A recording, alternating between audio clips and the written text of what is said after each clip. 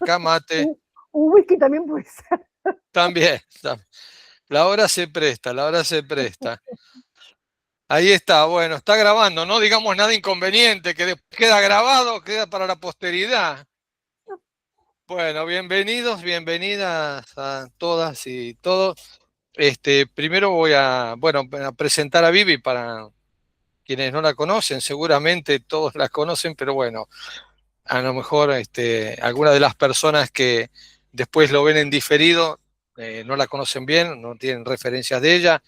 Viviana Caminos es licenciada en Ciencias Políticas, en Trabajo Social, ha coordinado el programa provincial de asistencia y acompañamiento a personas damnificadas por el delito de trata de personas aquí en la provincia de Buenos Aires, el programa contra la trata, como lo conocemos así entre nosotros, y bueno, y es la presidenta de la red Alto al Tráfico y la Trata, hace ya unos cuantos años, no vamos a decir cuántos porque... 20 años que funciona la Pero, RAT. pero, pero vos dechabas la edad, no digas cuánto. Hace un tiempo, digamos una cosa así. Pero bueno, pero que es la red, es una red que tiene presencia en Argentina, en toda la Argentina, membresías en todas las provincias y la más importante en las tareas de prevención y de acompañamiento y de asistencia a personas que han sido víctimas de trata. Así que, bueno, ya tuvimos el orgullo y el honor de tener, y nos dimos el lujo de tener un primer seminario este, sobre el tema de derecho internacional, con la doctora Sancho Rueda de Costa Rica, de la Universidad Nacional de Costa Rica, y ahora nos damos un segundo lujo con este seminario, teniendo la Viviana para trabajar sobre el tema de estrategias de prevención y asistencia a víctimas de trata. Así que bueno, yo me voy a retirar, me voy a quedar ahí en pausa y bueno, y te dejo a vos, Vivi, bueno, para que encares Bueno, la tarea. Cualquier cosa, me decís, yo estoy acá, perfecto, así que para perfecto. asistirte en lo que necesites. Bueno, bueno, ¿cómo les va? Les voy a dar la bienvenida a las que están presentes, pero también a la gente que va a estar viendo este video. Lo que vamos a aprender en estas dos jornadas, dos charlas, es un poco la experiencia de estos 20 años de asistir, entrevistar, identificar víctimas de trata de personas, ¿no? Algo muy importante que es la cuestión de identificación, ¿no? Tener claro, porque a veces cuando nosotros recibimos todo el tiempo llamadas, correos, gente que se comunica eh, para denunciar, para pedir ayuda, para lo que sea. Entonces es muy importante poder conocer cómo, para poder intervenir luego, cómo identificar. Entonces lo que vamos a aprender acá es esta cuestión de, primeramente, identificar una víctima de trata para saber si estamos o no ante una presunta víctima de trata o explotación, o también hablamos de explotación.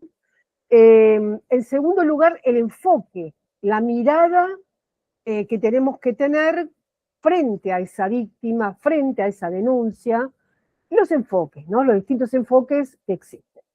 Luego vamos a ver, esto yo después ahora les paso un PowerPoint, los indicadores. O sea, esta medida, saben que un indicador es una medida que tenemos para poder identificar algo, detectar algo. Entonces, ¿qué indicadores vamos a tomar en cuenta?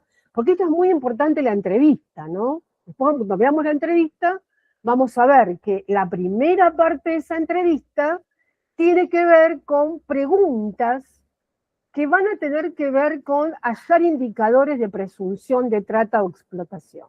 Entonces van a ser preguntas referidas a todo lo que tiene que ver, cada país tiene su ley, ¿no? Por eso es importante la ley. Lo que tiene que ver con en Argentina el ofrecimiento, pero en otros países no está esta acción, pero sí el reclutamiento, el traslado, la recepción, la acogida, la finalidad. Vamos, la primera parte es esa, de una entrevista de identificación, que vamos a ver nosotros adaptamos un modelo, que es el modelo PERSE, que les voy a explicar. Yo después les voy a subir más material. Ahora les subí algún material, pero después les voy a subir otro material.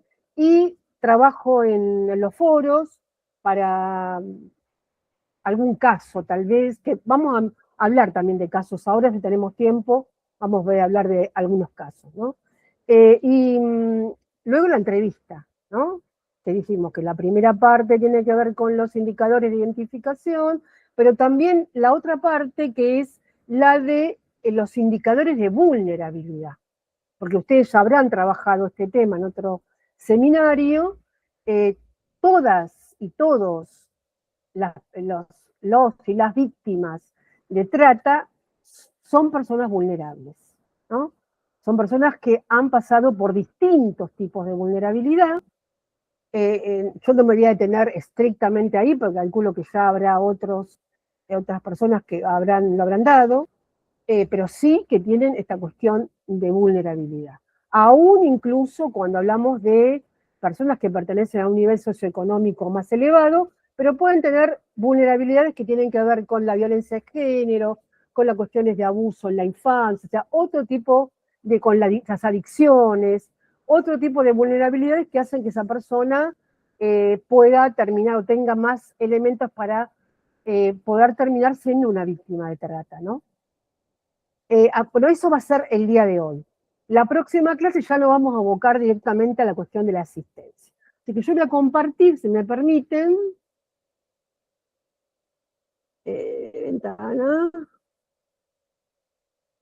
Ay, espérense, porque yo acá como no,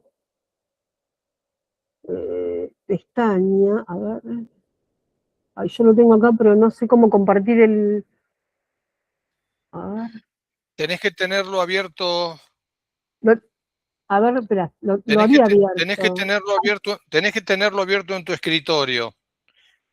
Después A vas a ver, ventana y ahí te aparece y ahí lo compartís. ahí está, ya lo encontré. ¿Podés? Gracias, sí, ahí está. Ahí está.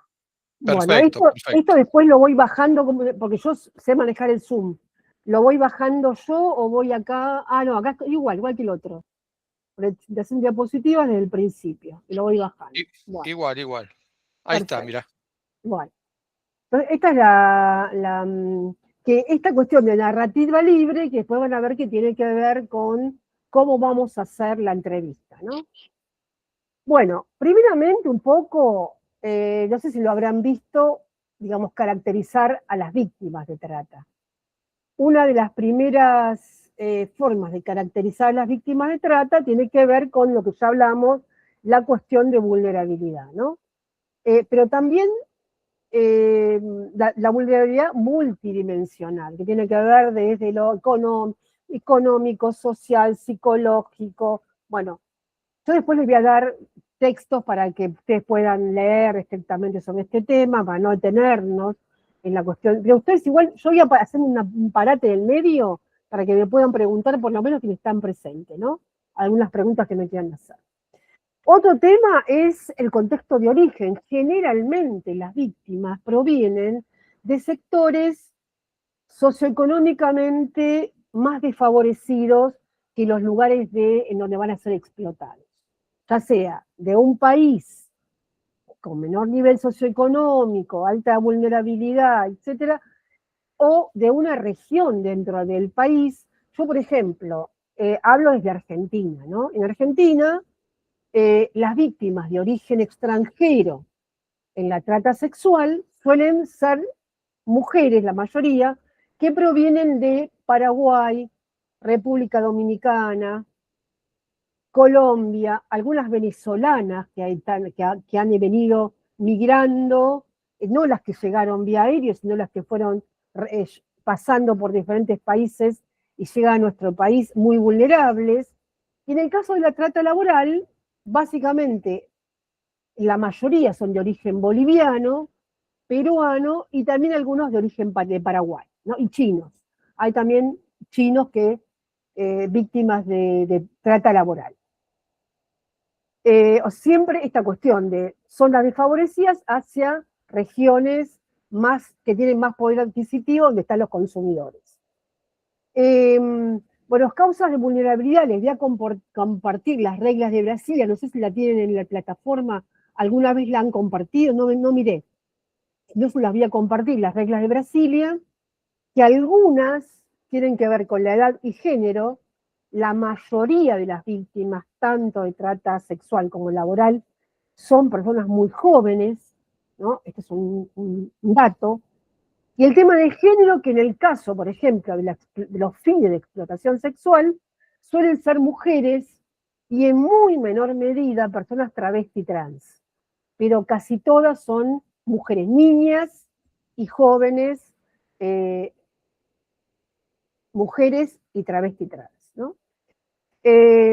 Bueno, otras causas de vulnerabilidad es la migración también, ¿no? La migración que tiene que ver con, en diferentes países, los migrantes son personas en nuestro país, digamos, potenciales víctimas, ¿no? Porque algunos vienen sin documentación, hoy en este momento que estamos viviendo en nuestro país están siendo perseguidos, bien lo que está pasando en Estados Unidos. La migración es una cuestión de vulnerabilidad, o el desplazamiento interno, porque también internamente, por ejemplo, en mi país, en el tema trata laboral, cuando uno rescata, yo que he ido a allanamientos en donde rescatamos víctimas, encontramos, por ejemplo, en las granjas frutihortícolas o en los campos, trabajadores que provenían de zonas desfavorecidas de nuestro país, como puede ser Santiago del Estero, Jujuy, Salta, por ejemplo, ¿no? Otro tema es la pertenencia a minorías o comunidades indígenas. En muchas zonas de Latinoamérica, esto es una importante causa de vulnerabilidad que hace que esa persona pueda ser víctima de trata. La discapacidad también, la privación de la libertad, y yo también agregaría acá, no está en la regla de la sigla, pero sé que agregar claramente la cuestión de las adicciones, ¿no? Que hay muchísima cantidad de gente muy joven, mujeres, niñas, que terminan por conseguir la droga, terminan siendo víctimas de trata. Yo recuerdo una chica de 16 años que ella cuenta, La Plata era, acá en la provincia de Buenos Aires, que muy adicta, que se acercó a un auto donde le iban a dar droga y que terminó en un prostíbulo en Paraná, que es una ciudad de una provincia de Buenos Aires como es Entre Ríos, que logra escaparse y que, bueno, cuando lo fueron trayendo de regreso, de retorno a su casa, era, o sea, era tal la adicción que tenía una psicosis ya, una situación de psicosis. Y bueno, el tema de adicción es un tema muy importante, y en el caso de los varones también, porque muchos terminan siendo los soldaditos de la droga, ¿no? Utilizándolos, ya sea para vender al menudeo, al narcomenudeo, o para proteger el lugar avisando si llega la policía, o etcétera. Alguna consulta pueden hacerla en cualquier momento, ¿eh? En el caso de la explotación sexual, las víctimas de trata sexual, en Argentina, por lo menos, el 90% son niñas y mujeres. Y las edades, el grupo etario, más o menos la mayoría, de 11 a 25 años, ¿no? Hay más grandes también, pero el grupo y la mayoría son niñas y mujeres, ¿no? No hay algunas travesti trans, pero esto es todo, ¿no? Y incluso yo conversando en algunos casos con algunas chicas travestis, ellas me decían, lo que pasa es que nosotros estamos más en la calle, o en un departamento privado, o así, pero tenemos más autonomía porque tenemos más fuerza física, por un montón de cosas, con lo cual se cuidan más en los proxenetas con nosotras que con las mujeres. Otro dato, la baja escolaridad, en muchos casos no han terminado la escuela primaria, o bien porque son muy chiquitas y no pudieron terminarla, o que tienen hay casos con secundaria completa o incompleta, pero siempre falta de red de contención familiar. Hoy estamos asistiendo a una víctima, por ejemplo, que está presa en Ushuaia, el lugar más alejado de la Argentina, que ella fue víctima de trata tratando de ayudar a su hijo, que cayó preso en Ushuaia. Viaja a Ushuaia y termina siendo víctima de trata en Ushuaia, ¿no? Por una cuestión familiar, y tienen la escuela, tienen la educación media, ¿no? Bueno, y víctimas, por supuesto, que vienen de familias disfuncionales, testigos o víctimas de violencia de género, que han sido abusadas sexualmente, que han sufrido violaciones. Bueno, esto es un tema. Bueno, y en el caso de la trata laboral, ya dije anteriormente, el perfil, ¿no? En nuestro país, el 80% son migrantes. ¿Eh? Ese es un dato muy importante, con talleres textiles o campos, un dato. Siempre yo explico en mi país que cuando en un campo, en un taller textil, en un horno de ladrillos, ven una mayoría de trabajadores extranjeros, tomen ese dato como un dato importante, porque quiere decir que hubo traslado, ¿no? Porque, o sea, que vengan solamente de otro país, quiere decir que han sido trasladados exclusivamente para ese trabajo, y hay una posibilidad de trata o de explotación laboral, ¿no? Bueno, el textil, en el agro, en la construcción, bueno, estos son, no sé, en otros países, no conozco demasiado, pero después cada uno sabe en su país qué es lo que... Yo no sé cómo sacar esto, que no, tengo miedo de cerrarlo y que se me cierre. A ver, que se lo puedo correr. Ah, está, lo corrí. No, pues no lo veo. Bueno, una de las cuestiones también con las víctimas de trata laboral es el tema de género, porque las mujeres víctimas de trata laboral no solamente padecen la situación de trata, sino que a su vez, en el caso que reciban algún tipo de paga minoritaria, es mucho menor que lo que cobra el varón que trabaja ahí, y aparte tienen que hacer tareas de limpieza, eh, cocinar, y suelen sufrir abuso sexual.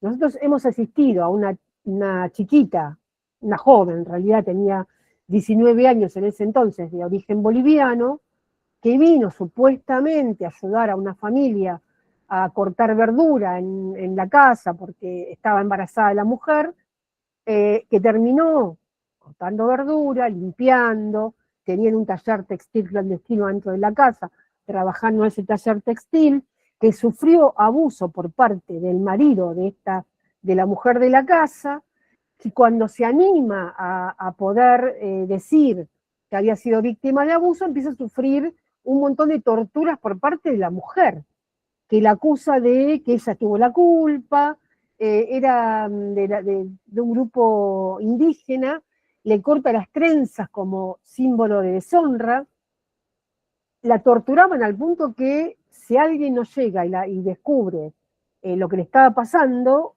terminaba muerta, porque tenía una infección todo el cuerpo, gusanos en la cabeza, la tenía atada con una cadena a una máquina de coser. Bueno, terrible el caso.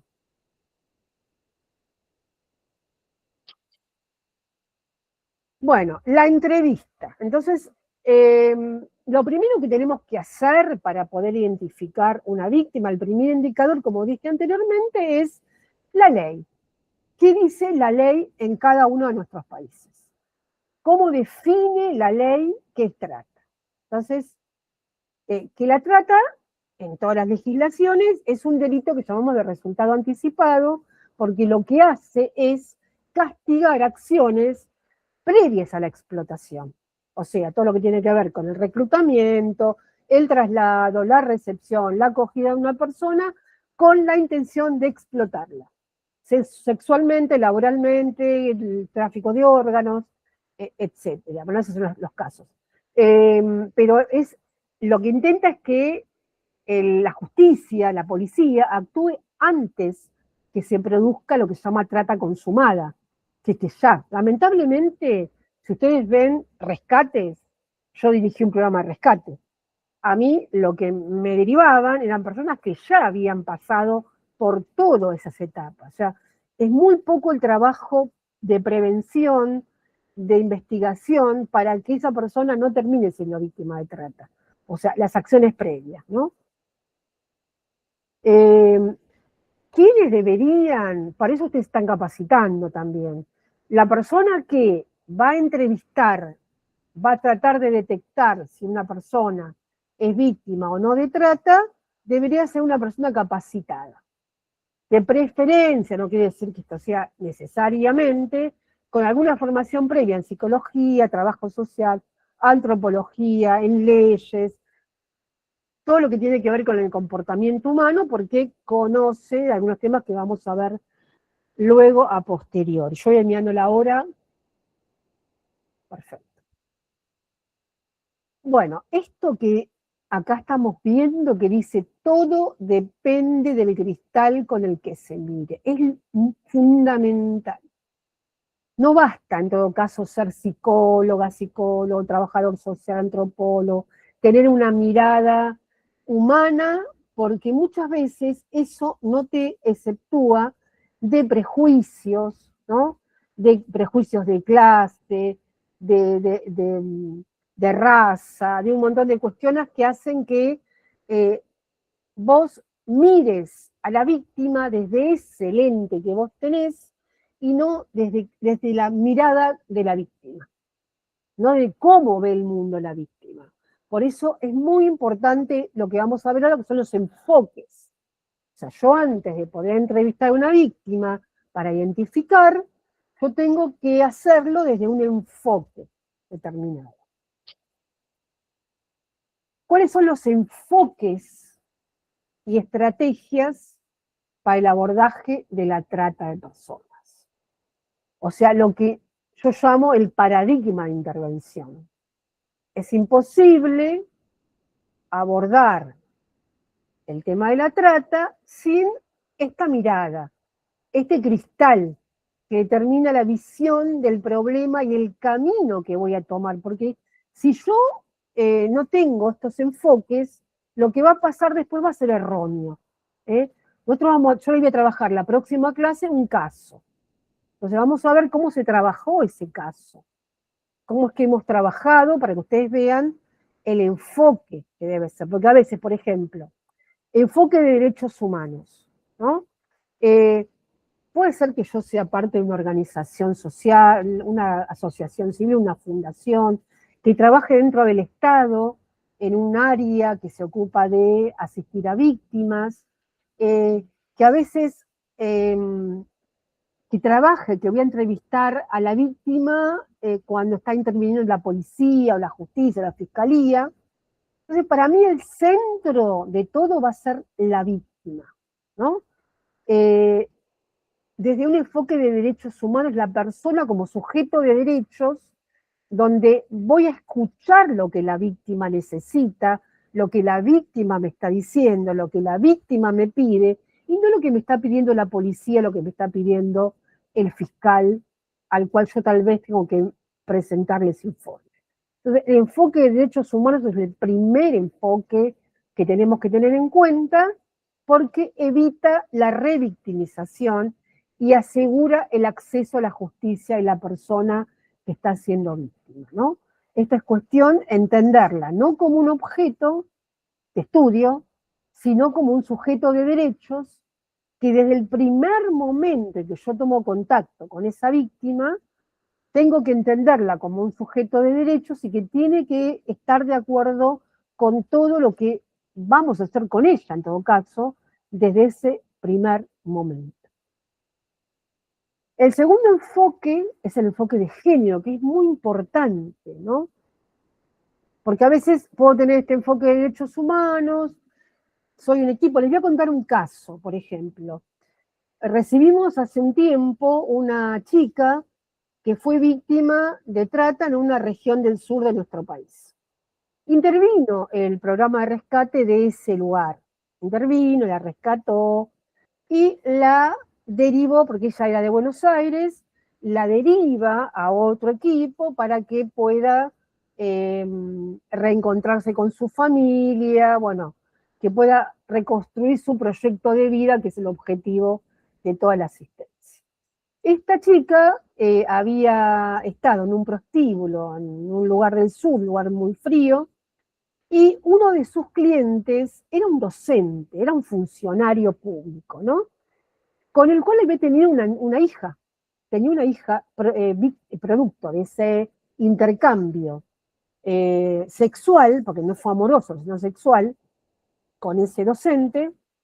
Y bueno, la derivan a que la sigamos asistiendo, pero no tuvieron en cuenta en ningún momento, no solamente los derechos de esta joven, sino de la hija de esta joven, por ejemplo, respecto a pensar una cuestión de la cuota alimentaria, hacer responsable a este varón, ¿no? Que había tenido una hija con esta joven, eh, la responsabilidad paternal sobre esa niña que había tenido, de alimento, de darle el apellido, un montón de cuestiones, y también indagar un poco también acerca de cuál fue el rol que tuvo, ¿no? Esta persona en ese momento. La derivaron, simplemente la derivaron sin una mirada, sin un enfoque de género, ¿no? Hay que tener un enfoque de género, en el caso sexual mucho más, porque hemos dicho que el 90% son niñas y mujeres, y esto evita que la intervención esté fragmentada, sino que tiene que ser una intervención transversal, ¿no? Donde el género sea uno de los enfoques, pero también hay otros, como es el de la raza, el de su condición socioeconómica, etcétera, pero tener este enfoque de género es muy importante. Y, por ejemplo, otra cuestión, no haber indagado a dónde volvía, no siempre la familia de origen puede ser el mejor lugar en donde, digamos, puede volver esa mujer, esa joven. Porque muchas veces, sobre todo en muchos lugares, el haber sido víctima de trata ya le ponen un rótulo, un rol como que una mala mujer, una puta, ¿no? Y hay un rechazo. Entonces, si vos la vas a devolver a ese lugar, donde también hay que indagar si no es ahí el lugar en el cual fue ofrecida tal vez esta joven, el ingreso tal vez a la prostitución primeramente, luego a la trata, eh, estás revictimizando y estás prácticamente mandando a una cueva de lobos, ¿no? Donde no va a tener un buen lugar en donde pueda rehacer su vida, sino que va a ser rechazada y tal vez pueda volver a caer nuevamente en manos de las redes de trata. El otro enfoque es el enfoque que tiene que ver con el interés superior del niño, con la niñez y adolescencia. Muchas de las personas víctimas son niñas o niños, ¿no?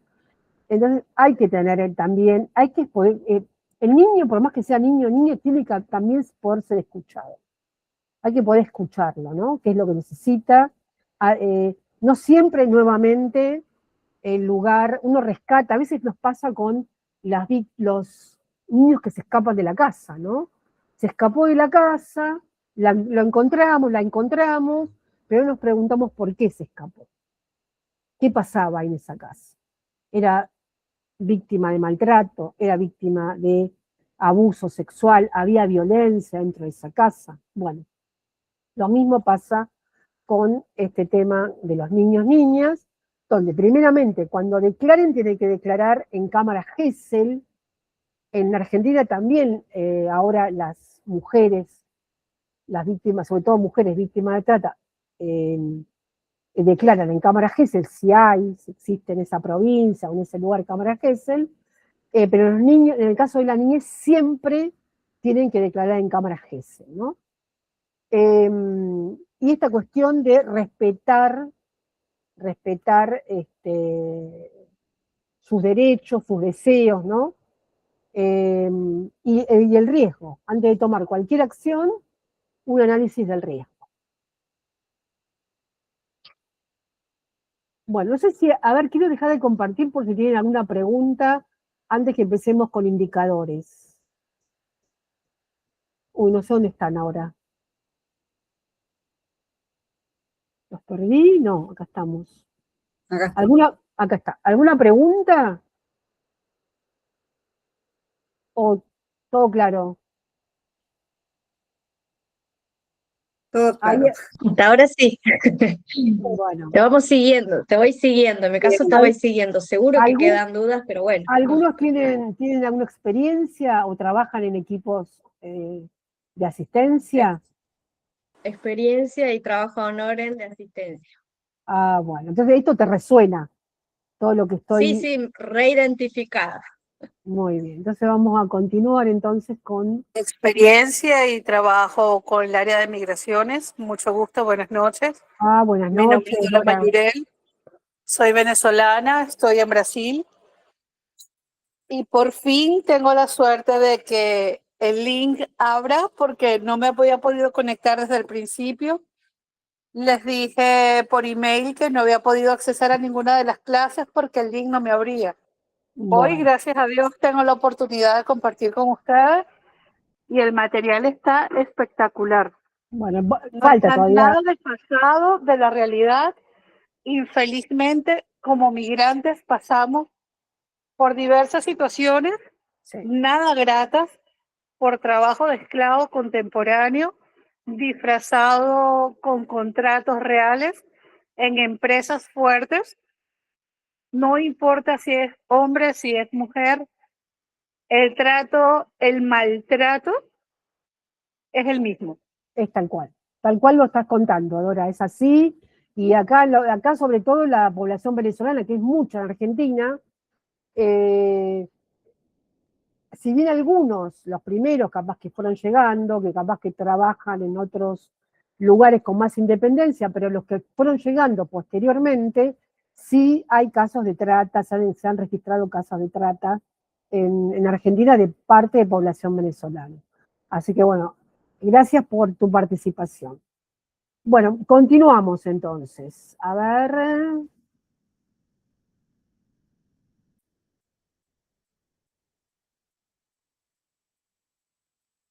Ahí. Bueno, entonces ahora lo que vamos a empezar a ver es lo que se llaman indicadores, ¿no? Estos indicadores para poder reconocer a una víctima de trata. Como dije al principio, el primer indicador es la ley. Y tengan en cuenta una cosa. Prácticamente no hay muchas víctimas que en el proceso de estar siendo víctimas de trata denuncian. Son muy pocas las víctimas de trata que denuncian estando siendo víctimas de trata. Por muchas razones. Una es también no reconocerse como víctimas, ¿no? Después las amenazas, toda la cuestión que... O sea que a veces la denuncia proviene de personas que a lo mejor han sido clientes en un lugar de explotación sexual, de alguien que ha visto una situación que le ha resultado sospechosa. Es muy importante el personal que trabaja en salud. Es muy bueno poder dar capacitaciones al personal de salud, porque las víctimas de trata van, ya sea para ponerse para hacerse atender en el tema de su salud sexual, que la llevan a hacerse, o por tener sus hijos, o porque están lastimadas, o porque han tenido una crisis psicológica, un brote, lo que sea, van. Entonces, ¿no? Llegan y los niños y niñas, los pediatras, ¿no? También es muy importante porque nosotros, por ejemplo, nuestra organización recibe muchísimas derivaciones de parte de personal de salud, ¿no? Y de personas que a lo mejor han sido víctimas de trata, que han salido por determinadas situaciones, pero que sufren todas las consecuencias de las víctimas de trata. Van a hacerse asistir, ya sea por una psicóloga, un psicólogo, o una médica, o lo que sea, y ahí, si el personal de salud conoce cómo poder identificar una víctima, puede reconocerla y puede hacer una derivación, una denuncia para que pueda intervenir la justicia. Nosotros hemos intervenido en un caso muy emblemático, muy importante acá en Argentina, que era el caso de una persona que era candidato a diputado, un periodista, candidato a diputado, que nos llega.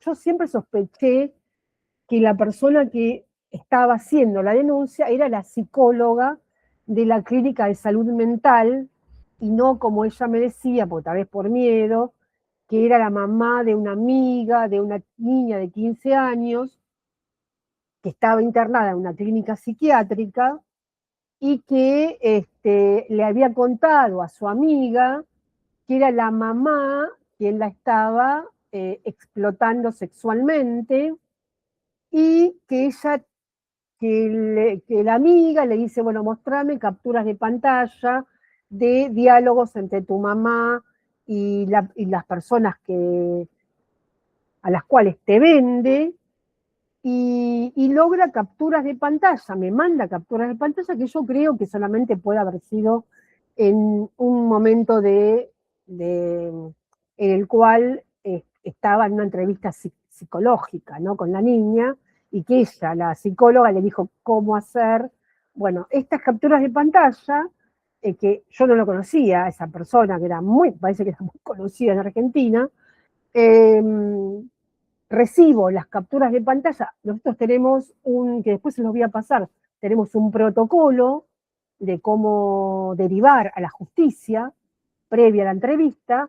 Entonces yo le pido determinadas cosas, me manda las capturas de pantalla, hacemos el informe a la justicia en nuestro país, y resulta que reconocen que la persona que estaba pagando por la chica, y que aparentemente no era la única, sino que hablaba como de otras niñas más, era una persona que era candidata a diputada nacional y era un periodista. Bueno, pues eso es tan importante del tema de también la gente de salud, es muy importante. O cuando se va a hacer un trámite migratorio, hay cuestiones que son básicas para reconocer. Vamos a ver los indicadores. Bueno, espérense, no, perdón, que voy a pasarla así, soy más grande. Bueno. Indicadores, algunos son indicadores que podemos, las personas que trabajamos ya en el Estado, que acompañamos allanamientos, podemos verlo cuando ingresamos al lugar que puede ser un departamento privado, un salón bailable, lo que sea, o un campo, o un taller textil, podemos verlo, pero también gente que lo ve de afuera, ¿no? Que son estos indicadores de control del entorno y que tiene que ver con la salud física, que eso lo podemos ver tanto quienes vamos a entrevistar a la víctima como un agente de salud. Uno es el que tiene que ver con el entorno físico y la vigilancia, ¿no? Uno desde afuera, o cuando ingresa, a mí me pasaba cuando yo ingresaba en un allanamiento a un lugar, que yo siempre, cuando capacitaba a mi equipo, el equipo con el que trabajaba y el que trabajo, ahora el allanamiento en mi país lo hace solamente el Estado, ¿no? Pero sí gente que viene, que te denuncia, que hace denuncia, yo le pido que miren determinadas cosas. Esta cuestión de presencia de lo que llamo barreras físicas, ¿no? Rejas, ventanas selladas, candados, ¿no? Vigilancia electrónica humana, custodios, que por ejemplo en una entrevista que yo estoy haciendo me digan que sí podían salir, pero que tenían que tocar un timbre para que los autorizaran, ¿no? Que son las barreras físicas. Hay otras barreras que son las barreras psicológicas también, que por ejemplo, sobre todo estamos hablando de migrantes, el miedo que les transmiten, porque a lo mejor han ingresado ilegalmente, que no es un delito, porque en el protocolo de Palermo, generalmente en todas las leyes de los países, en nuestro país es el quinto artículo de nuestra ley, dice que no son punibles las personas que pueden haber cometido delitos, por ejemplo, de orden migratorio, o que les han obligado a vender droga, etcétera, sí han sido víctimas de trata previamente, ¿no? Pero presencia de estas, yo ingreso y veo cámaras de seguridad, por ejemplo, en un lugar, ¿no? Un salón bailable, pero donde las chicas eran explotadas en un lugar, en otro lugar, pero había cámaras de seguridad que vigilaban esos lugares, ¿no? La presencia, por ejemplo, de algunas chicas que les ponen alguna cosa en la mano, pulseritas, y se cuentan las pulseritas por la cantidad de clientes que tienen, ¿no? De vigilancia para controlar también la cantidad de clientes. Eh, Esta cuestión de que, por ejemplo, el cliente tiene que pagar el pase en el lugar bailable, ¿no? Bueno, presencia de barreras físicas y psicológicas. Te amenazo, te digo, tené cuidado, no salgas porque sos migrante, te va a agarrar la policía, te van a meter presa, o no conozco el lugar, entonces te podés perder, te pueden abusar, bueno, hay un montón de cosas que la amenazan, o también amenaza respecto a que lo que puede pasar con sus familias en sus países de origen, ¿no? Que son barreras para que yo no tenga libertad. Otra cuestión que vemos también, que podemos ver, es el hacinamiento y las condiciones. Talleres textiles en los cuales yo ingresé, por ejemplo, y había era como un galpón, detrás del lugar estaban las habitaciones sin ningún tipo de ventana, digo, como si fueran cuchas de perros, casitas de perros, con camas una arriba de la otra, donde habitaban familias, mujeres, hombres, niños, que a lo mejor ni recibían asistencia médica, ni iban a la escuela, los chicos, de una manera, en condiciones totalmente, digamos, de poca habitabilidad, ¿no? Lugares donde estaban las máquinas textiles, por ejemplo, y cables que cruzaban, que se podían incendiar. Hubo incendios en muchos lugares donde han muerto trabajadores de origen boliviano en nuestro país. No hay matafuegos, no hay cuestiones de seguridad para esas personas, ¿no? Las telas no están en otro lugar, sino que esas personas están respirando permanentemente un baño para 15 personas.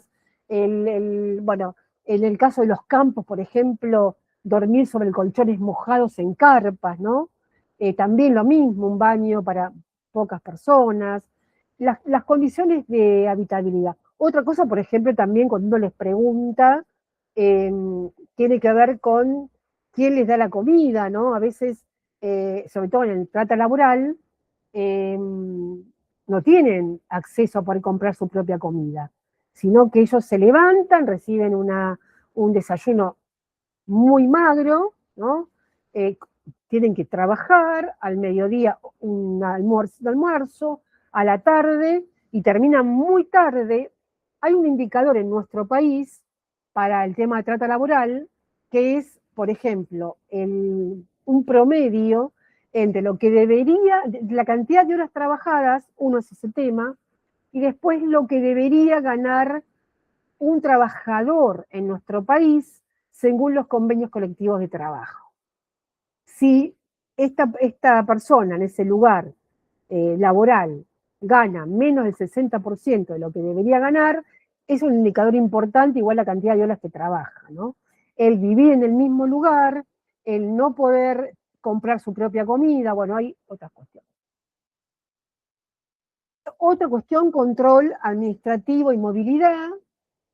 En algunos casos, ya esto no es un indicador tan usual, porque han aprendido los tratantes que cuando ingresa un agente público mira el tema de los documentos, que es la retención de documentos de identidad, pero a veces tienen documentos falsos, ¿no?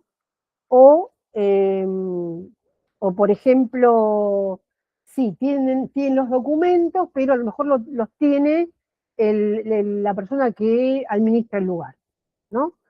El no tener los documentos es un indicador claro, que todavía sigue pasando, pero en algunos lugares ya no ocurre porque les dejan los documentos.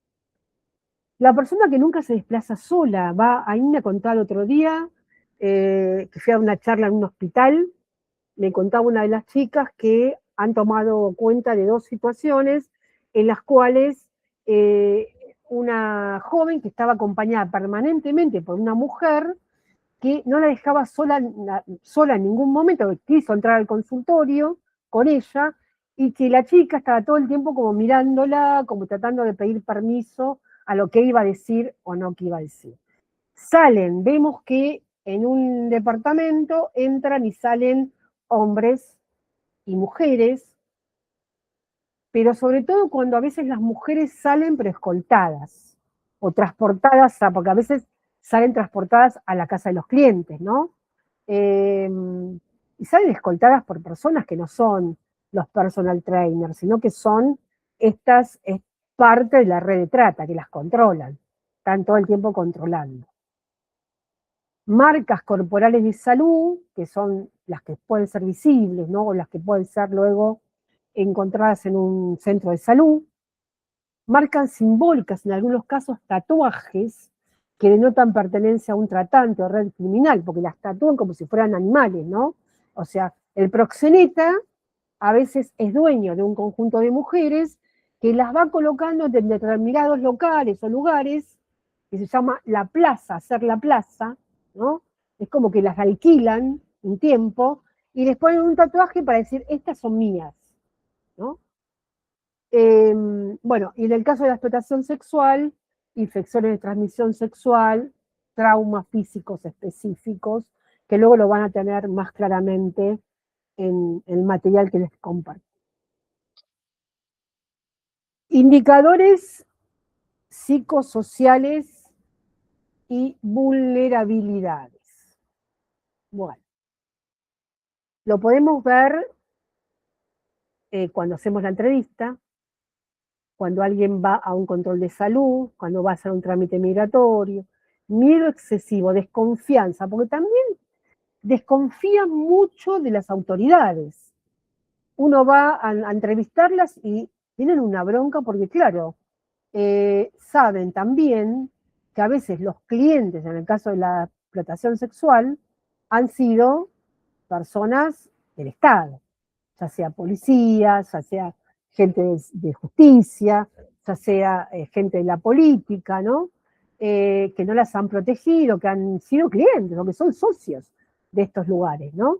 En el caso del trata laboral también han entrado gente que tienen que hacer controles laborales y capaz que reciben plata y no denuncian nada. Entonces hay como una desconfianza. Por eso es muy importante, después vamos a ver la entrevista, es muy importante el primer contacto con la víctima, ¿no? Y a veces encontramos un discurso aprendido. Cuando hacemos la entrevista y encontramos que todas las personas como repiten prácticamente lo mismo, ¿no? Es lo que llamamos discurso aprendido y tenemos que ponerlo, ¿no?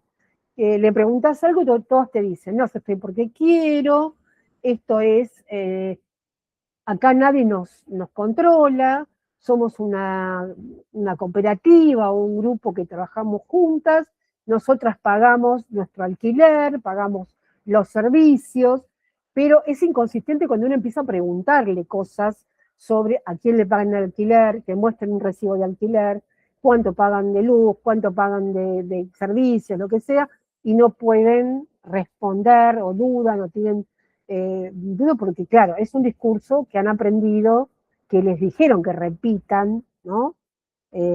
Cuando sean entrevistadas. Esta es la subjetividad, lo que llamamos subjetividad sitiada. No reconocerse como víctimas, ¿no? Una percepción de que no existe alternativa real o de escape, que también tiene que ver con esta indefensión adquirida, el síndrome de indefensión adquirida. Yo creo, estoy convencida, que haga lo que haga, no voy a poder salir de ahí, que no tengo libertad. Entonces lo que hago es adaptarme, ¿no? Porque no hay manera, porque si salgo, me amenazan con matarme, con matar a mi familia, con que la policía conoce, con que el juez conoce, con que el político conoce, y que si sigo yo resistiéndome, voy a terminar muerta, voy a terminar peor, que lo que me conviene, que muchas veces dice, es aceptar la situación, ¿no? El impacto en la salud mental, hay una prevalencia de trastorno de estrés postraumático, ¿no? Esta cuestión de hipervigilante, el sistema nervioso está totalmente, permanentemente en una situación de hipervigilancia, ¿no? Situaciones de depresión, a veces pueden llegar al suicidio en casos de personas que incluso que han logrado salir, pero terminan con estrés postraumático, con ataques de ansiedad, de pánico, con llantos permanentes, con flashback, ¿no? Bueno, con depresión y con posibilidad de intento de suicidio y de suicidio. Mecanismos de defensa, como es la disociación.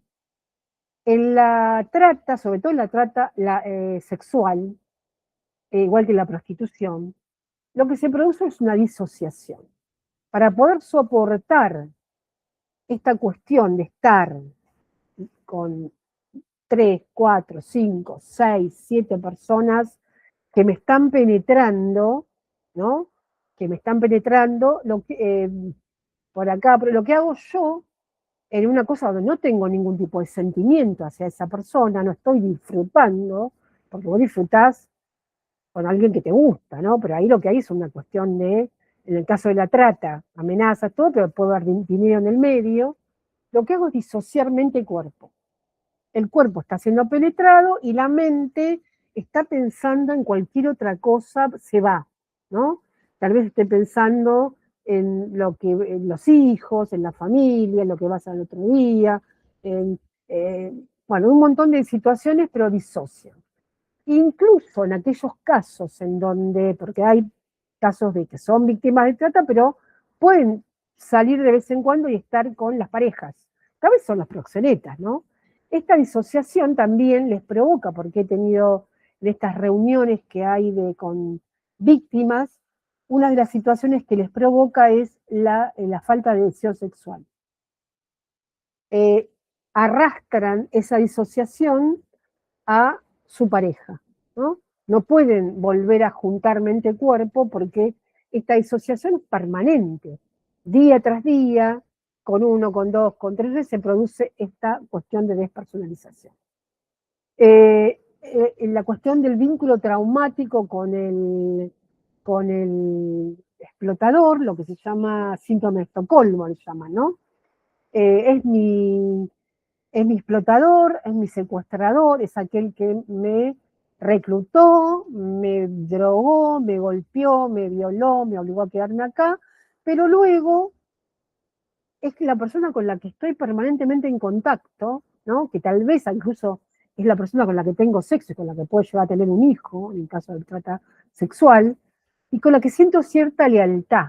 Al punto, recuerdo una entrevista con una joven de origen paraguayo que se puso a llorar en la entrevista y cuando le pregunto por qué lloraba, me pregunta qué le iba a pasar al dueño del lugar, ¿no? Y yo le cuento, bueno, le digo, bueno, te cuento que acá pasó esto, le explico qué es la trata, qué es la explotación.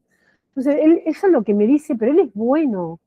Yo tenía, creo que se descontó 13 años y estaba en la calle y él me dio trabajo. Él me trajo acá y me dio trabajo, me dio un lugar donde vivir y lo que hizo fue explotar a una niña de 13 años, ¿no? Bueno, pero sentía una lealtad hacia ese explotador.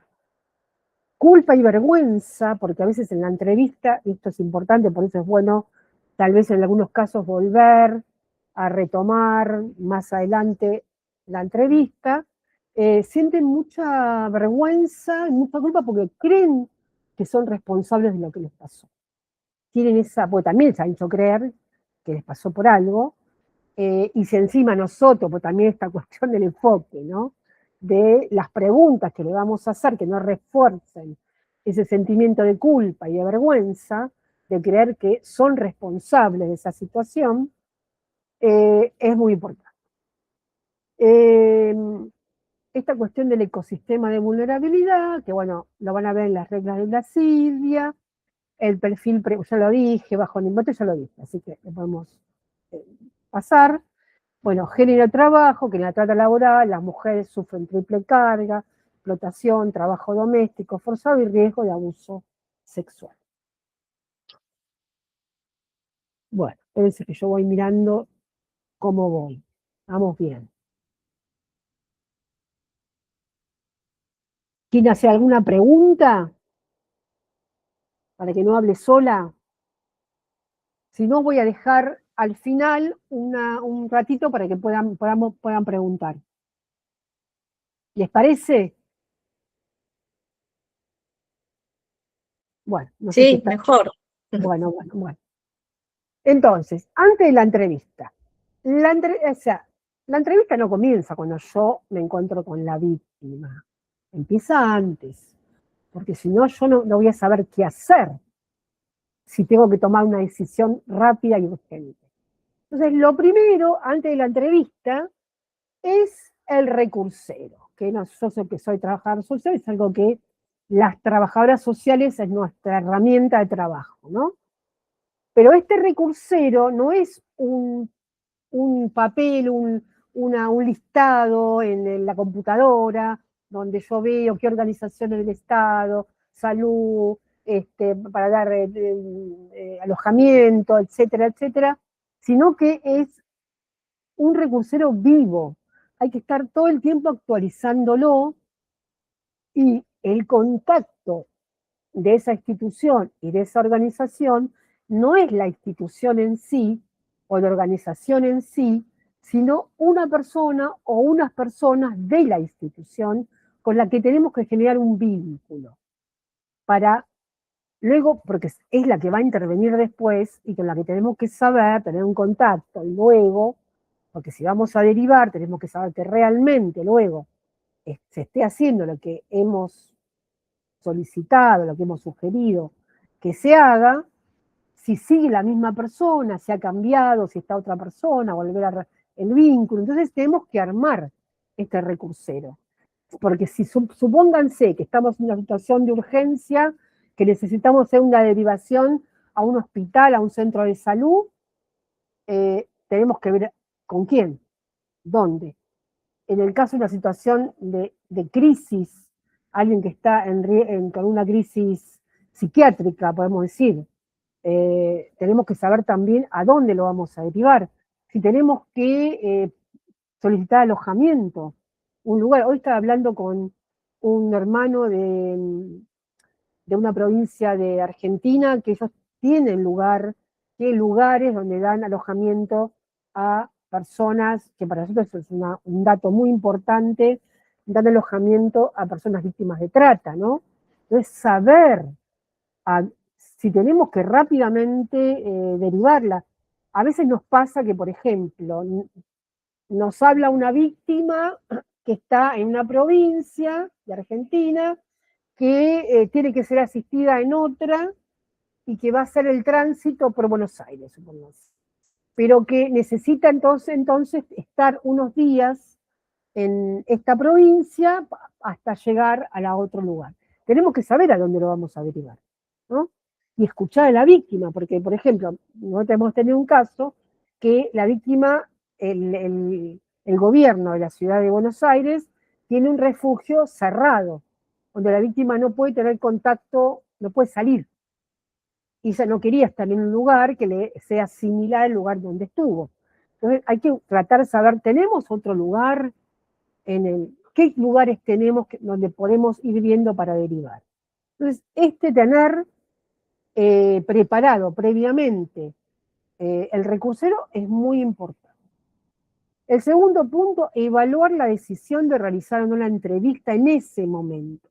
Si está en una situación de crisis o hay riesgo, porque hay riesgo de que la víctima recién se ha escapado y que puede ser encontrada todavía no, o sea, evaluar el momento en el cual, y evaluar todos los riesgos, riesgo para nosotros, riesgo para la institución, riesgo para la víctima, ¿no?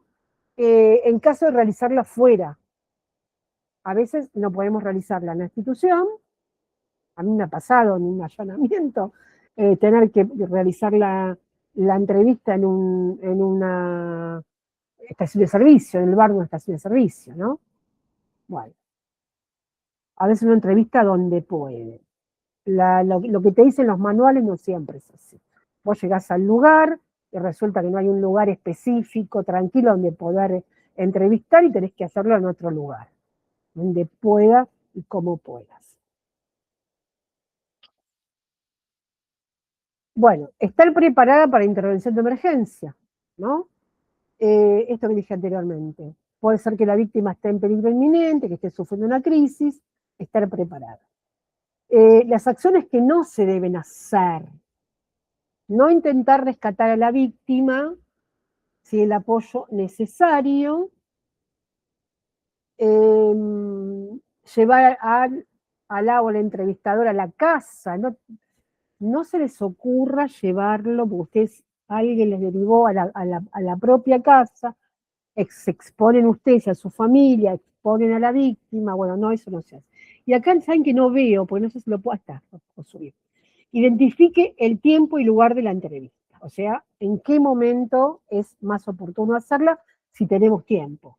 Si no hay tiempo, no se puede hacer esto.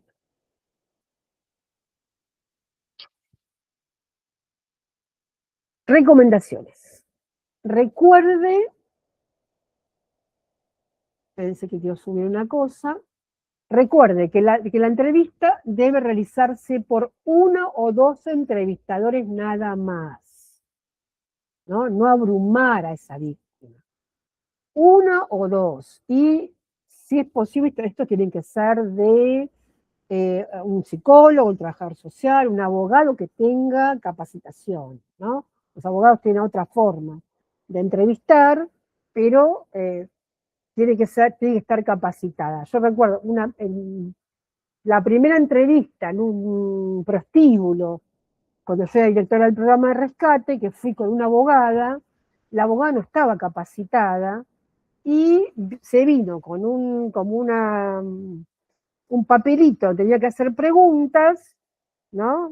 Como si estuviera haciendo una indagación, no una entrevista como tenemos que hacerla, y las chicas estaban sentadas en la cama, y yo me senté en la cama con las chicas, y ella estaba paradita preguntándole, que genera distancia, genera que la víctima se sienta incómoda, ¿no?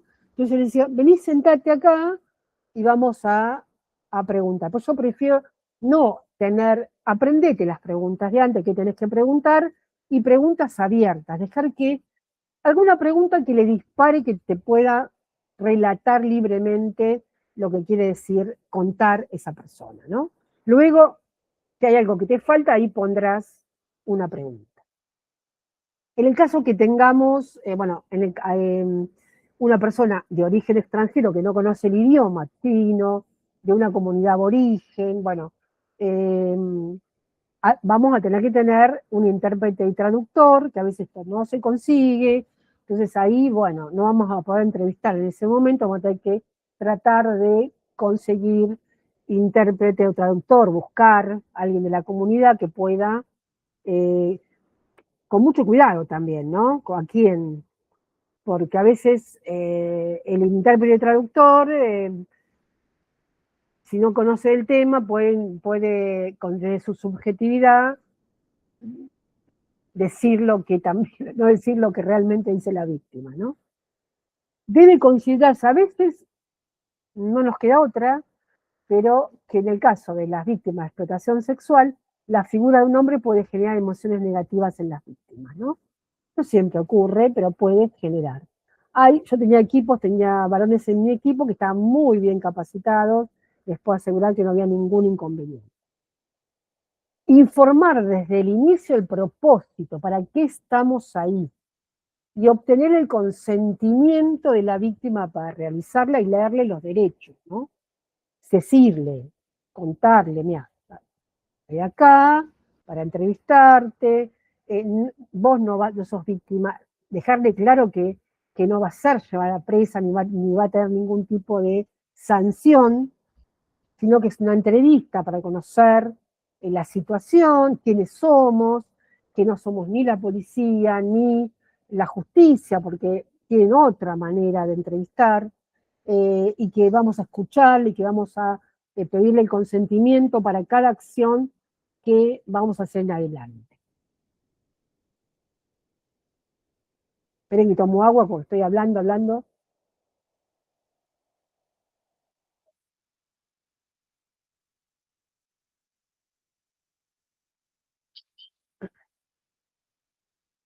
Bueno.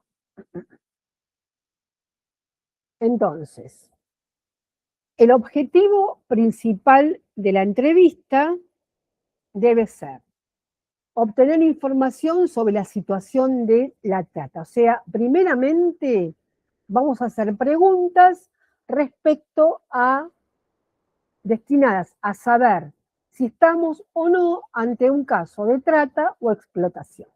Entonces van a hacer las preguntas respecto a el reclutamiento, el traslado, la recepción, la acogida y la explotación. En segundo lugar, que esto nos va a servir para un equipo de asistencia, estamos hablando de asistencia, es identificar los indicadores de vulnerabilidad, porque sobre esto vamos a tener que trabajar, ¿no? Luego, cuando hagamos el informe, la evaluación profesional de la entrevista y la ruta de intervención, ¿no? Hacer una evaluación de los riesgos para posibilitar una posterior asistencia y protección, ¿no? Bueno, seguimos. Bueno, principios rectores. No lastime. Por eso hay que tomar en cuenta lo que piensa la víctima, la decisión de la víctima, no mi rol de profesional, lo que yo creo que soy el abogado, el psicólogo, el trabajador social, ¿no? Trate a cada persona y su situación como si el potencial de daño fuese extremo, ¿no? Hasta que haya evidencia contraria. No tomar una decisión que puede llegar a empeorar la situación de la víctima, ¿no? No inicie ninguna entrevista que vaya a... Si la víctima no está capacitada en ese momento porque está en crisis, tal vez decidir esperar a hacer la entrevista, ¿no? O tomar decisiones respecto a llevarla, bueno, hay que llevarla a asistirla médicamente, no, preguntarle a la víctima si quiere o no quiere, que la hagamos, si quiere o no quiere ir a un refugio. He tenido en algunos casos de trata laboral que decían, no, queremos quedarnos acá en el taller hasta que veamos dónde podamos ir. Entonces, preguntarle al fiscal, a la fiscalía, si autorizaba a que se pudieran quedar en el lugar de explotación. Por supuesto que los explotadores ya iban a ser llevados detenidos, ¿no? Pero si se podían quedar en ese lugar, hasta tanto veamos cómo podemos analizar cada uno de los casos y las acciones posteriores. Entonces, no lastime. Conozca el tema, capacítese, evalúe los riesgos. Prepare información de referencia, que es lo que estuvimos viendo antes, de todos los servicios. No podemos estar buscando en el momento lo que vamos, a dónde vamos a mandar, a dónde vamos a transferir, sino que tenemos que tenerlo antes. En el caso de necesitar intérprete, seleccione adecuadamente al intérprete y compañeros de trabajo, ¿no? Con quienes vamos a hacer la entrevista. No está bueno, si me llevo mal con un integrante del equipo, bueno, busca otro integrante porque probablemente empiecen a tener problemas en la entrevista que van a dificultar el contacto con la víctima. Siempre, pero siempre garantizar el anonimato, y confidencialidad. Puede ser que la víctima empiece a dar algunos datos sobre gente de funcionarios involucrados, por ejemplo, o datos del nombre de aquellos dueños del lugar o de tal cosa, pero tiene miedo. Dice, por favor, no digan que yo dije esto. Entonces ahí está la cuestión de que hacerse cargo el equipo de asistencia de que cuando vamos a informar a la fiscalía, no decir quién lo dijo, cuál de los entrevistados lo dijo, ¿no? Sino que de la escucha general surge que, por ejemplo, la persona que venía a cobrar o que era socio era tal persona de la brigada, o el jefe de calle, o el fiscal tal. Bueno, esta cuestión es asegurarle, en algunos casos, por ejemplo, para lo que yo hacía en las preguntas, para lograr también que me puedan dar algunos datos de quienes estaban también involucrados, porque si no nos quedamos ahí con los regentes, digamos, del lugar, los administradores del lugar, no vamos más arriba, es si alguna de las víctimas me dio el nombre de algún policía, en esta cuestión que hemos tomado confianza, ¿no? Porque hay que tomar confianza con la víctima, que se sienta cómoda, que nos dio el dato de alguien, de algún funcionario. Cuando entrevistaba a la segunda víctima para reforzar el tema, es decirle, mira, ya nos enteramos por escuchas telefónicas, por tal cosa, que quienes están involucrados son tal y tal. Ahí seguramente la persona se va a quedar y te va a confirmar esa, porque total no lo dice ella, sino que ya estaba, ya lo sabíamos de antemano. Y es muy importante estos datos, ¿no? Para la fiscalía. Incluso cuando vamos a hacer una derivación a un centro de salud, a un refugio, hay detalles que no hace falta dar, ¿no? Sí, víctima de trata, en todo caso que después quienes tengan que asistir preguntarán lo que tengan que preguntar, pero dar lo necesario, lo básico para la derivación, pero no dar detalles que vulneren, porque de ahí puede ser que eso vaya a otro lugar y termine la víctima sufriendo una represalia, ¿no? O siendo identificada. Hay que tener mucho cuidado. La autorización, el consentimiento informado es importante, ¿no? Desde el principio, una víctima que ha estado desprovista de la posibilidad de tomar decisiones, lo más terapéutico es que desde el inicio tome decisiones. Entonces, para cada cuestión, claramente tenemos que explicarle, pedirle que su derecho a contestar o no contestar, a qué ponemos en el informe, qué no ponemos en el informe, a las acciones que vamos a hacer, si están de acuerdo o no, todo, autorización consciente.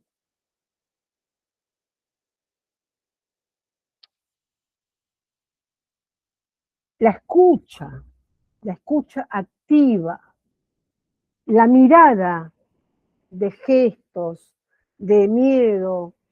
Las personas que estamos hace mucho tiempo entrevistando víctimas, ya la posición del cuerpo, la mirada, lo que se dice, lo que no se dice, ya lo tenemos claro, ¿no es cierto?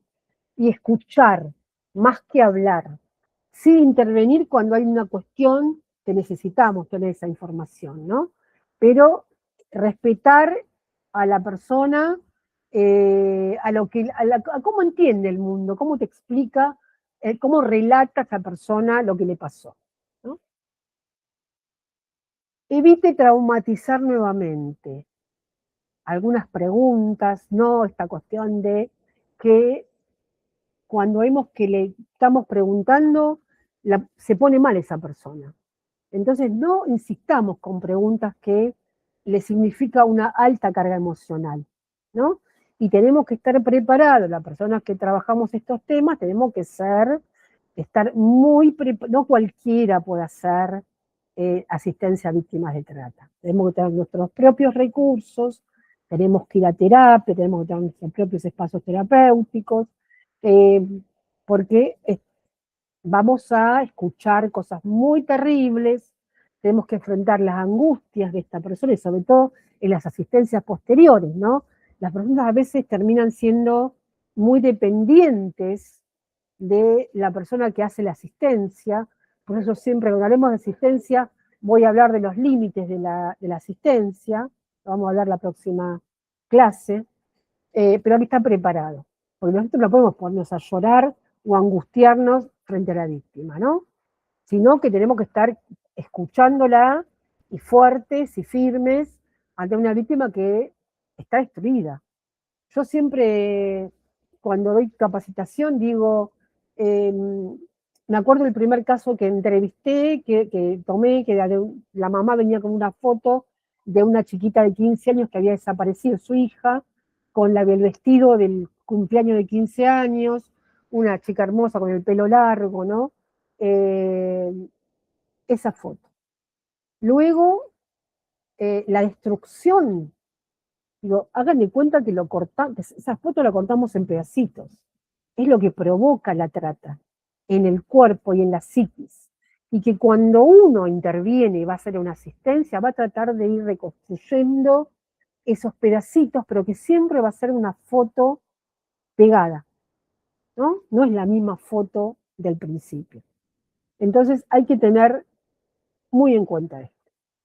Esté preparado para intervención de emergencia, haga que la información recopilada, cuando hagamos la entrevista tenemos que si tenemos que entrevistar a varias personas, tómense el trabajo, pues eso puede ser 1 o 2, de entrevistar bien, con tiempo, a cada una de las personas. Ese informe tiene que ser completo, ¿no? No un telegrama, porque no dice nada un telegrama de la entrevista a esa persona, porque a veces tenemos capaz que 10 personas, bueno, quiero hacer rápido, no, tiene que ser completa, ¿no? Porque es la información que vamos a volcar en el informe. Bueno, ¿alguna pregunta? No sé cómo voy. Y media. ¿Alguna pregunta? Bueno. En nuestro caso. Da placer escucharte, perdón, da placer escucharte. La verdad es bueno, muy claro todo, pero es bueno, tan complejo que no se podría aprender en 1 ni 2 horas. no se puede aprender en 2 horas. Bueno, nosotros trabajamos con este modelo que es un modelo, les explico que es el modelo PERS. Preparación, explicación, relato, cierre y evaluación. PERS. Es el modelo con el cual trabajamos. ¿Qué es el modelo PERS? Este protocolo es una adaptación de un modelo del Reino Unido, PIS, que se usó a principios de los 90 por un grupo de psicólogos y oficiales de policía, que estaban siendo criticados porque usaban métodos interrogatorios. Por eso digo, la policía y a veces la justicia interroga más que entrevista. Nosotros tenemos que entrevistar, ¿no? Entonces, es el modelo que trata de corregir estas críticas de los interrogatorios. Entonces, un enfoque que no sea inquisitivo, por uno, para obtener información basada en la evidencia, que luego lo que va a necesitar el fiscal. Recuerden que esto tiene que poder producir un proceso penal. Hay que castigar a esta gente. Entonces tenemos que hacer bien la entrevista. Todo lo que falte de esa entrevista, y que a lo mejor tenemos un fiscal medio flojito, que no pregunta, porque ha pasado, viste, que no están capacitados, está bueno que un equipo esté capacitado y que pueda hacer un excelente informe. Su adopción se fundamenta en que, a diferencia de los métodos tradicionales, el PERS asume que la víctima de trata se encuentra en un estado de trauma complejo. Por lo tanto, hay que hacer pasos, ¿no? Primera parte, la presentación y la explicación, ¿no? Entonces, es re importante el primer contacto con la víctima. Del primer contacto va a depender el resto. Que la víctima se sienta cómoda, que la víctima quiera aceptar la asistencia, que la víctima dé información importante, un montón de cosas. El éxito va a depender de ese primer contacto entrevistador y víctima, ¿no? El objetivo es explicarle que esta entrevista, que somos profesionales, que pueden confiar que ella puede confiar, que toda la información que no quiera que demos, que no la dé, y que algunas que la dé, pero que no se va a saber quién la dio, ¿no? Que nosotros nos vamos a hacer cargo, en este caso el equipo, de esa información. Los siguientes puntos claves son importantes. El lenguaje corporal, ¿no? En la primera presentación, los entrevistadores deben esforzarse por saludar a la víctima. Generar a la altura de los ojos. por arriba no, ni por abajo tampoco. Mirar a los ojos a la misma altura, sentarse a la misma altura de la víctima. Si están en la cama, como dije una vez que estaban sentadas en la cama, me siento en la cama con ellas. Antes de que se hagan, lo ideal es poder entrevistar una por una, ¿no? O sea, capaz que podemos sentarnos en la cama y después las llevamos una por una a algún lugar, aunque sea el baño, para poder entrevistarlas. Antes que se hagan las respectivas presentaciones, todas las personas presentes tienen que estar sentadas, con los entrevistadores sentados al lado de la víctima o en algún lugar cercano. Puede ser una presentación general y después la idea es separar, en un allanamiento, digo, ¿no? Separar los victimarios de las víctimas y entrevistar de a una para que la segunda no sepa lo que habló la primera, ¿no? Y los entrevistadores tienen que presentar, que decir cuál es su rol, ¿no? Soy psicólogo, soy tal cosa, bueno, el rol. ¿Y para qué están? El siguiente paso, establecer cómo la víctima desea ser llamada por el equipo, porque a veces la víctima quiere que la llames por el nombre de fantasía. Todas tienen un nombre de fantasía en general. De preguntarle, ¿cómo te llamas o cómo querés que te hablemos? Y hablarle por el nombre siempre, ¿no? Tratar de nombrarla, hacerla sentir cómoda. Es importante que la entrevista no empiece con preguntas, ¿no? A veces es un chiste, a veces es hablar de cosas, del tiempo, del clima, de cómo te sentís, estás bien, querés tomar agua, querés que te traiga algo, no sé, hablar algo propio, ¿viste? Hoy es un día, te estoy entrevistando y me está doliendo un montón la cabeza, cosas que hagan que se rompa el hielo entre el entrevistador y la víctima, y que la víctima se pueda relajar. A veces hacer chistes, una cosa agradable, hace que la víctima rompa ese hielo, ¿no? Que se sienta cómoda, por eso esta cuestión de buscar un lugar, a veces no es posible, digamos la realidad. Esto es los manuales, ¿no? Pero sí, si quiere un vaso de agua, si quiere tomar algo, si está bien. Yo me acuerdo en un lugar que llegué, estaban en la cocina las chicas pobrecitas, llovía, muertas de frío, en Mombache y Corpiño, y la policía que no las quería dejar cambiar. Ahora digo, no, cámbiense, vístanse porque no van a estar así muertas de frío, tenemos hambre. Bueno, ahí tienen una heladera donde tienen comida, que ustedes la están pagando, así que agarren lo que quieran de esa heladera, bueno, que se sientan cómodas, y después iban pasando de a una para ser entrevistadas, ¿no? El siguiente paso es reconfirmar que la víctima haya brindado su consentimiento y decirle sus derechos, ¿no? Vos tenés derecho a esto, lo otro, explicarle el objetivo de la entrevista, y no prometer nada, siempre algo, no prometer nada tampoco que no se puede cumplir. Ser sincera, o sincero, cuando vayamos, que nos están pidiendo, por ejemplo, algo que te dicen, me pueden conseguir un trabajo, puede tal cosa. Si no podés, no le prometas lo que no vas a cumplir. Tenés que ser sincero y explicar los pasos, lo que va a pasar, decirle la verdad. Mira, esto es un proceso judicial, acá esta entrevista va a ir a un fiscal, el fiscal te va a volver a entrevistar, si vos necesitas que te acompañe alguien del equipo, estamos acá para acompañarte, si tenés miedo, bueno, explicar. Bueno, durante la entrevista, preséntese, averigüe si la víctima requiere algún cuidado médico de urgencia, si no, pero sí preguntarle sobre los temas médicos, ¿no?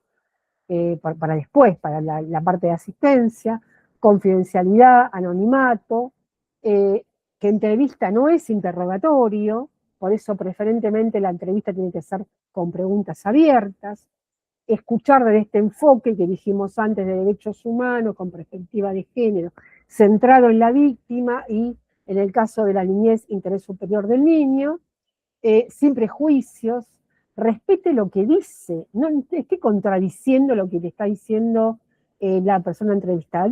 Dejarlo hacer su relato, ¿no? Cada persona tiene su mirada del mundo, respetarlo y tomar nota de lo que dice. En todo caso, después, si hay algo que nos quedó con dudas, será el cierre. Ser amable en todo momento. Esperen que tengo que copiar esto. No emita juicios ni la interrumpa. A no ser que en algún momento necesitemos como esa preguntita, pero no interrumpa, escuche. Bueno, el relato. Esperen que yo estoy copiando cosas que ustedes no ven. Bueno, las preguntas deben hacerse una a la vez, deben ser cortas y sencillas. Yo después ver si les puedo. Yo que tengo un archivo con preguntas, ¿no? Dejando lugar al relato libre, que pueda hacer la víctima, sin interrupciones. Luego se realizarán las preguntas sobre aspectos no contemplados en el relato. Escuchar atentamente a la víctima sin interrumpirla, no hacer preguntas que, esto vuelvo a repetir, que generen carga emocional, respetar los espacios, ¿no? Se recomienda utilizar 4 tipos de preguntas en la siguiente secuencia. Abiertas. Por ejemplo, ¿puedes decirme más acerca de, puedes explicar un poco más sobre? Específicas, cuándo, dónde, quién, por qué, sobre todo en la etapa de las acciones de trata, los indicadores de trata, ¿no? Cerradas, este tipo de preguntas se usa en caso donde el uso de preguntas específicas no ha proporcionado detalles básicos o no aclara puntos oscuros, ¿no? O sea, ahí sí le metemos la pregunta. Esa persona que te contactó, ¿le pagó a tu familia o no puedes recordarlo? No hacer preguntas con respuestas incluidas, porque a veces preguntamos cosas donde está la respuesta, no, ¿viste? Guiadas. Es aquella pregunta que la respuesta es implícita o asumida, por ejemplo. Él abusó de vos, no, bueno, ese tipo de preguntas.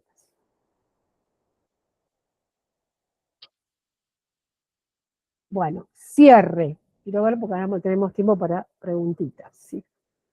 Cierre. En el cierre, ahí tenemos que asesorar y ayudar a la persona a decidir sobre las acciones futuras a adoptar. Todavía igual no hemos hecho la evaluación profesional, pero podemos más o menos preguntarle qué quiere que hagamos, qué necesita. Necesita refugio, necesita contactar con un familiar, necesita abrigo, necesita comer, necesita, bueno, lo que necesita. Revisar las posibilidades junto con la víctima y lo que va a seguir explicarle, que va a haber un proceso judicial y que la van a volver a entrevistar y que tal vez la vuelvan a llamar otra vez más adelante. Cierre la entrevista haciendo un resumen y preguntar si desea algo más. No olvidar suministrar teléfonos de contacto. Siempre también tomar teléfonos, o sea, no podemos perder a la víctima. Tenemos que tener en las preguntas con los nombre completo de esa persona, de si es de otro lugar, a dónde fue reclutada, no basta el país, sino qué lugar, qué persona la reclutó, cómo, y algún teléfono de contacto, ¿no? Para no perder teléfono o mail, o sea, para no perder, porque a veces cuando hay casos de explotación sexual o laboral, viste, no la podés obligar, si me dicen, no, me quiero ir a mi casa, me quiero obligar a que se quede en un refugio, ¿no? Y vos que tal vez necesitas volver a contactarla para la asistencia, si es que acepta la asistencia, puede no aceptar la asistencia. Bueno, el entrevistador debe explicar en detalle los planes para los siguientes pasos del proceso. Una vez concluida la entrevista, hay que hacer una evaluación con el equipo, ¿no? Revisarla, evaluarla. Es importante notar que este proceso debe seguirse después de cada entrevista y no debe dejarse para el final de todo el proceso de entrevista, ¿no? Acá es importante porque es lo que es lo que yo llamo ruta de intervención. La evaluación y los pasos a seguir, lo que sugerimos como pasos a seguir. Bueno. Ahora sí.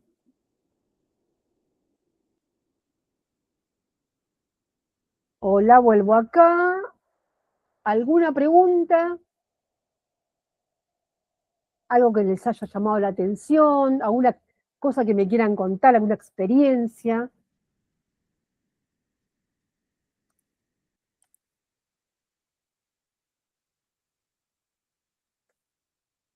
Soy todo oído. La compañera Dora dijo que tenía experiencia y que no se había podido conectar anteriormente. Yo sí, así que si ella quiere hacer uso de la palabra, escuchamos.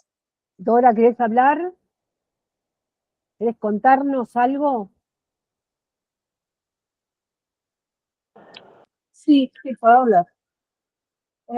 Bueno, estando tanto viviendo en Perú como viviendo aquí en Brasil, en carne propia nos tocó vivir trabajo de esclavo contemporáneo, estando en Perú sin poder denunciar porque las leyes de migración allá no son nada acogedoras.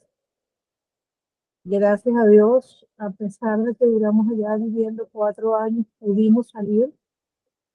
Llegamos aquí a Brasil, que la política de Brasil es de brazos abiertos, es completamente diferente, lo más parecido a Venezuela. Más sin embargo, el primer empleo donde estuvo mi marido fue casi que trabajo de esclavo contemporáneo, sin darle implementos de seguridad, sin tener ningún contrato de cartera asignada, como se llama aquí, cuando es un contrato legal. Él tuvo un accidente laboral, lo que fue un insecto, siendo alérgico, casi muere. De milagro lo botan del servicio. Si yo no hubiese conocido las leyes, hubiésemos tenido todas las de perder en ese momento. Gracias a Dios se pudo solventar la situación y quedamos en tan buenos términos que el Señor ahorita nos quiere como si fuéramos sus hijos, porque le demostramos que no somos ningunos ignorantes. Que el hecho de no hablar bien el idioma en el principio no nos hace los ignorantes. Entonces, ahí yo tuve que sacar mi currículum, mis títulos, mis certificados y los de mi esposo, para que él se diera cuenta que éramos profesionales y éramos personas de respeto. Que así las personas no tengan un título universitario, merecen respeto y merecen un trabajo Totalmente, digno. Luego totalmente. comencé a trabajar en una cadena de supermercados, una de las frente de caja que le dicen aquí a las coordinadoras o líderes de caja, me humilló. Un señor me agarró mis partes. Mm, Ella, a pesar de que el señor me faltó el respeto, me hizo atenderlo. Yo automáticamente subí a recursos humanos, pedí la demisión, no me querían liberar de mi servicio. Y le dije, tienen dos opciones, o me liberan o yo voy a denunciar por este y este artículo de ley. No, pero sí, no. Como cosas de Dios, me llega una llamada telefónica esta noche y me contrata el secretario de Educación del municipio y me dice que él leyó una entrevista que me hicieron a mí en el periódico, un periódico digital de cada municipio, y que él estaba buscando una persona con mi perfil para encargarse de los estudiantes migrantes que estaban siendo cada día el índice más alto que en un municipio de Valle Grande, en Brasil. Y yo le digo, yo hablo muy poco portugués, tengo muy poco tiempo aquí, pero este es mi currículum. Si usted cree que yo puedo ayudarle, yo estoy para usted. Y para todo lo que yo puedo ayudar es mi estudiante migrantes. Y bueno, ahí se cría la coordinación de inclusión de estudiantes migrantes en el sistema educativo. Único municipio que tiene la coordinación, único municipio que tiene un levantamiento real en todo Brasil y que tiene ese trato acogedor con los estudiantes. Lamentablemente, con el cambio de prefecto, la prefecta que está ahorita no tiene esa visión. Todo lo contrario, es una mujer resentida, no saca a los migrantes de la prefectura. El resto del trabajo que yo venía haciendo por casi 3 años dentro de la prefectura, gracias a Dios dio buenos frutos y los directores y coordinadores que quedaron allí formados por mi equipo y por mí, me llaman. Ahora estoy en el Núcleo Estadual de Políticas Públicas para la Población Migrante, lamentablemente como asistente, no directamente por el Estado, sino por una empresa tercerizada, porque por la medida que tuve que salir de Venezuela, que tuvimos que salir de Venezuela, no pude apostillar mi título y traducirlo, porque nosotros salimos como perseguidos políticos. Y hacer ese proceso legal desde atrás de Brasil para allá para Venezuela es mucho dinero. Y en estos momentos nos juntamos con esa cantidad de dinero para poder hacer la apostilla y traducción del título de legalización aquí en Brasil. Entonces, no puedo Muy fuerte tu relato, Dora, muy fuerte tu relato. muy fuerte. Gracias Me he por tenido que compartirlo. aguantar humillaciones, me he tenido que aguantar vejaciones, mi esposo también, y ha sido una lucha constante en Venezuela, luchando en contra de la dictadura y de la humillación y del maltrato a los estudiantes, a la misma población, dejar mis hijos, dejar mi familia, mi esposo dejar a su mamá, a mi suegra, siendo el único hijo, tuvimos que salir y dejar todos mis hijos, su mamá, todo. Ya tener 8 años fuera del país, 8 años sin ver a los hijos, 8 años sin compartir con la familia y tener que demostrar todos los santos días del mundo que merecemos respeto. No es fácil. No es fácil, no es No fácil. es. Escúchame, ¿dónde Hola, estás viviendo? ¿Dónde estás viviendo ahora, Dora? Estoy en Brasil, en Mato Grosso, municipio Várzea Grande. Tuve la dicha de conocer tu país, es hermosísimo. Me trataron con una calidez, con un cariño, con un respeto, y yo me sentí súper feliz. Tengo buenos amigos venezolanos viviendo allá, que les ha ido excelente y están excelentes allá en Argentina. Cosa que yo le agradezco al país, de haber recibido a mi gente con mucho amor y de darle la oportunidad de crecer con dignidad, Es lo sin importante. xenofobia y con respeto. Bueno, Yo sé ¿alguien que no más es quiere, fácil, vamos a ver pero si alguien más gracias por quiere oportunidad. dar alguna, Alicia, Alfonsina, o estamos terminando ya? Sí, a mí, licenciada, me parece muy interesante. Yo específicamente, hasta el momento no trabajo con el tema de trata. Sí yo estoy realizando una tesis. Yo había arrancado la tesis en el 2023, cuando terminé la maestría, sobre la falta de prevención y ausencia del Estado en trata. Y después pasó lo del caso de Loan, y ya iba más o menos escribiendo la mitad de la tesis y estaba enfocada en la falta de prevención y ausencia. Pasa lo de Loan y de alguna manera, desde la facultad donde hice la maestría, es como que me dijeron que cambiase la ruta, como que hiciese más de todo lo que se había logrado hasta el momento. Y como la verdad, bueno, en mi caso yo no tengo hijos, pero tengo una sobrina y yo quiero dejarle algo que sea, bueno, que sirva para algo. Yo digo, no, esto no es lo que yo quiero lograr con mi trabajo. Claro, pero ¿por qué te obligan a que vos hagas algo? No me obligaron, es decir, muy indirectamente que bueno, que contase lo bueno de todo lo que se ha ido avanzando. Entonces tuve como 6 meses, era como, es decir, como un circuito que fuese una espiral que no iba hacia ningún lugar con el tema de la investigación de la tesis, e incluso el director de esa tesis, que es un fiscal, bueno, él me dice, fíjate a ver cómo podés hacer, como que cambiar el enfoque. Bueno, como no era lo que yo quería, cambié el tema, amplié, es decir, estoy con un anteproyecto de ley que es sobre protocolos de investigación criminal, todo lo que es delitos complejos, y abarco el delito de trata desde el crimen organizado.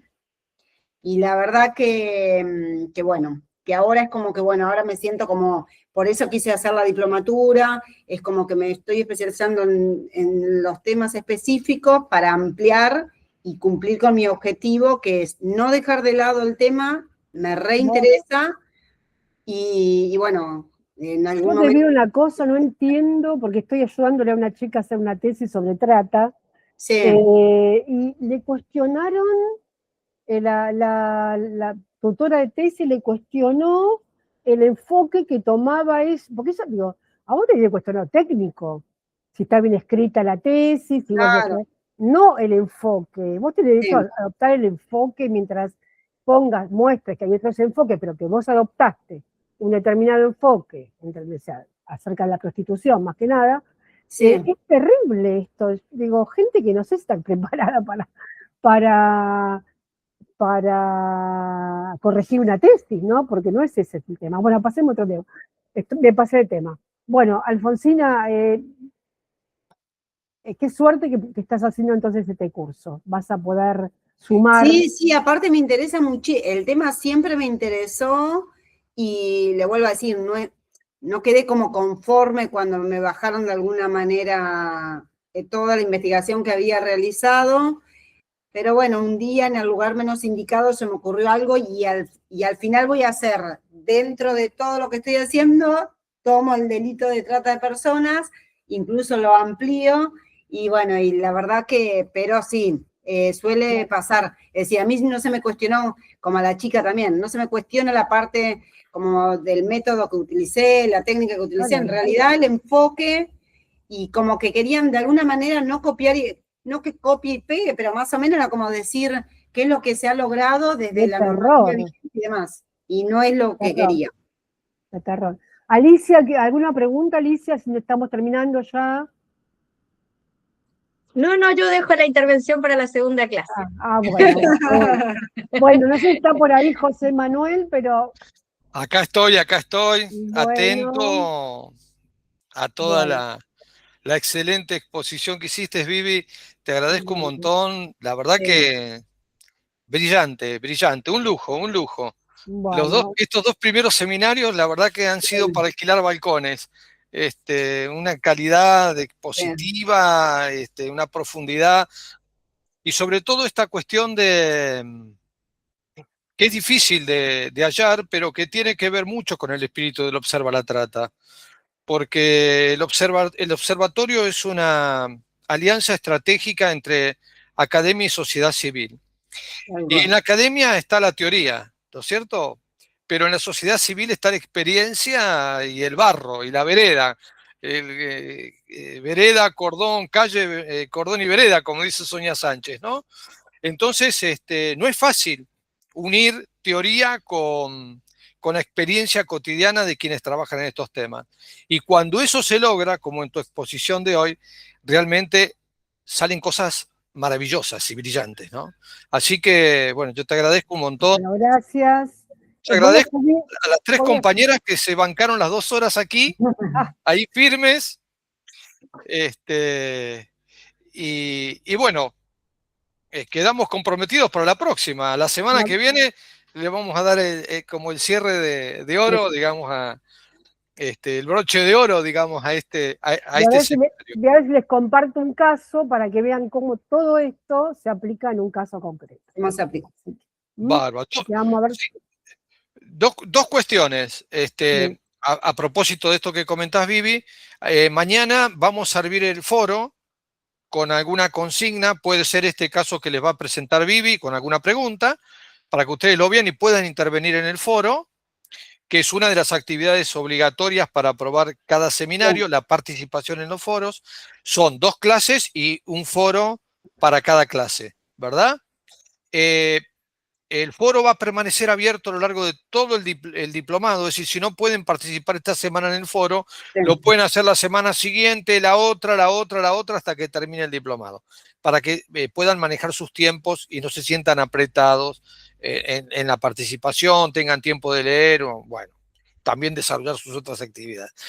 Esa es la primera cuestión. La segunda, aprovechando lo que decía Alfonsina y también algo que decía Dora y seguramente Alicia que no intervino, pero estamos próximos, esto es una noticia de último momento, pero estamos diseñando, preparando el 8º Congreso Latinoamericano sobre Trata y Tráfico de Personas del Observa la Trata, Qué bueno. que va a ser, las fechas son 29, 30 y 31 de julio del presente año en el campus de la Universidad Americana de Asunción, Paraguay. Entonces, por ahí, Alfonsina, que A ver, todas esas, me encantaría participar. bueno, algo de eso que has escrito y que ha quedado ahí en un baúl de los recuerdos, lo podés rescatar y presentarlo en una mesa para la discusión con otros compañeros que estén trabajando los mismos temas y demás. A las Bueno, 3 les podemos digo, hacerlo con Alicia y Dora. Cada a las uno 3, Ahí nos sumamos de una. a las 3, y Viviana coordina todo. a las 3 les digo lo Estoy mismo. terminando, te cuento, de escribir un libro que espero presentarlo en marzo en Buenos Aires, que es Sí. la entrevista de identificación a víctimas de trata, solamente sobre esto, pero desde toda la experiencia de estos 20 años en el tema.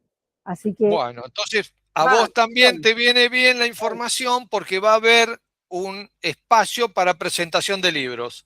bueno, Así que también vas a poder presentar tu libro si Vamos todos podés, a si querés, en el Congreso en Asunción. 2 bueno, es presentaciones de libros. cerca, es cerca. Así que bueno, con esto cerramos, pues ya estamos sobre la Y hora. quiero comer, Sí, sí.